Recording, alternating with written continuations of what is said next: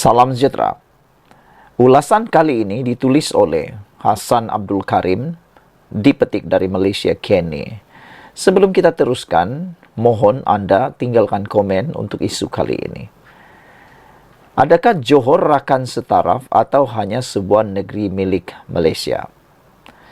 Kenyataan Tunku Mahkota Johor, yaitu Tunku Ismail Sultan Ibrahim, yang merupakan pemangku Sultan Johor sekarang, yang menyatakan antara lainnya bahawa Johor adalah rakan setaraf dalam Persekutuan Malaysia, sama seperti Sabah dan Sarawak, dan wajar diberi kedudukan istimewa, termasuk dalam soal hasil pungutan cukai, adalah satu pandangan yang ada asasnya dari segi perundangan perlembagaan, politik dan juga sejarah. Johor moden sekarang adalah kesinambungan Johor lama yang pernah membina Empayar Johor Riau.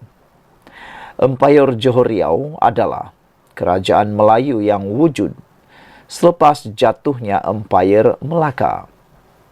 Johor lama pernah meneruskan penentangan dan melancarkan perang ke atas penjajah Portugis dan Belanda selepas Melaka jatuh. Jadi ada asasnya terhadap tuntutan Tunku Ismail. Mungkin pendirian dan tuntutan baginda itu pada pandangan sesetengah pihak sebagai tidak selari dan tidak bersesuaian dengan intipati perlembagaan persekutuan sekarang.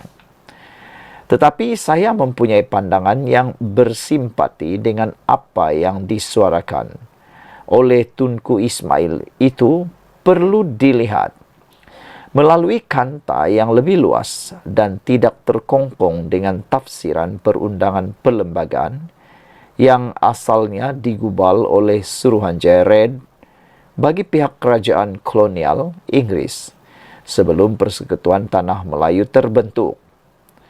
Sejarah dan rekod sejarah menyatakan secara bertulis bahawa Johor pada asalnya adalah sebuah negeri yang merdeka.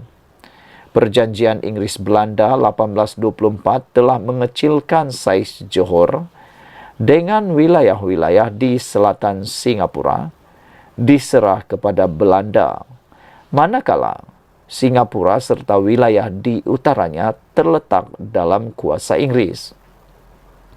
Johor tidak seperti Melaka, Pulau Pinang dan Singapura pernah menjadi tanah jajahan Inggris secara langsung dan dipanggil negeri-negeri selat. Johor bukan negeri-negeri Melayu bersekutu yang terpaksa menerima pegawai Inggris bernama residen sebagai penasihat yang nasihatnya wajib diikut oleh kerajaan-kerajaan Pahang, Selangor, Perak dan Negeri Sembilan. Keempat-empat negeri ini dipanggil negeri-negeri Melayu bersekutu. Johor pada akhirnya bersetuju secara sukarela menggolongkan dirinya sebagai negeri-negeri Melayu tidak bersekutu bersama Kelantan, Terengganu dan Kedah.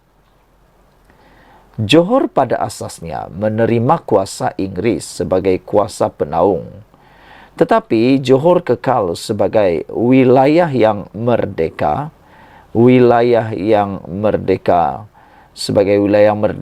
dan raja pemerintahnya mempunyai kedaulatan yang diiktiraf oleh kerajaan kolonial Inggris dan sistem kehakiman England. Ini dapat dilihat dalam kes yang melibatkan Sultan Abu Bakar, Sultan pemerintah Johor satu ketika dahulu. Berbanding dengan Sarawak yang pernah menjadi negeri jajahan Raja James Brooke dan disusuli dengan Sarawak jatuh ke tangan kerajaan kolonial Inggris, di mana Sarawak tidak pernah wujud sebelum itu sebagai wilayah merdeka kerana Sarawak sebelum kedatangan James Brooke adalah merupakan sebahagian daripada wilayah di bawah penguasaan Kesultanan Brunei. Manakala sejarah Johor tidak pernah ditewaskan dalam perang oleh Portugis, Belanda ataupun Inggris, Johor kekal merdeka walaupun pada satu detik sejarah Singapura, sebahagian dari Johor jatuh ke tangan Inggris secara manipulasi dan penipuan Stamford Raffles. Johor juga tidak semacam sejarah Sabah yang pernah menjadi wilayah penguasaan Kesultanan Sulu dan juga Kesultanan Brunei. Sabah tidak pernah mengalami hidup sebagai wilayah merdeka seperti Johor sebelum pembentukan Malaysia. Jadi, jika Tunku Ismail menuntut Johor dilayan oleh Persekutuan Malaysia sebagai rakan persekutuan seperti Sabah dan Sarawak, maka tuntutan sedemikian rupa bukannya sesuatu yang nonsens atau tak masuk akal. Sebelum Persekutuan Tanah Melayu terbentuk pada tahun 1957 atau sebelum wujudnya gagasan Malayan Union oleh Inggris pada tahun 1946, Johor telah mempunyai perlembagaan negeri Johor sendiri yang dipanggil Undang-Undang Tubuh Johor tahun 1895.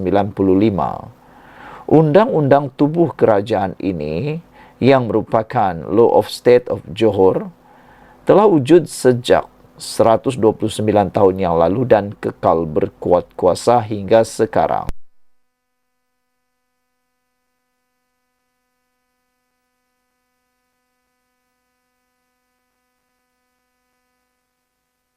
Maka, Perjanjian Persekutuan Tanah Melayu 1957 terlupus dan mansuh. Ketika itu, Johor dan semua 11 negeri-negeri Melayu di Semenanjung terbebas dari penjajahan atau Perjanjian Persekutuan Tanah Melayu dan menjadi rakan dalam Persekutuan Malaysia dengan status duduk sama rendah dan berdiri sama tinggi setara dengan Sarawak dan Sabah. Johor tidak pernah dijajah secara langsung oleh Portugis, Belanda, Inggris dan Jepun yang mempunyai sejarah panjang sebagai sebuah wilayah yang berdaulat. Tentu dapat menerima kedudukan kelas 2? Tidak, tentunya. Wilayah ini tidak dapat menerima kedudukan kelas kedua dalam Persekutuan Malaysia.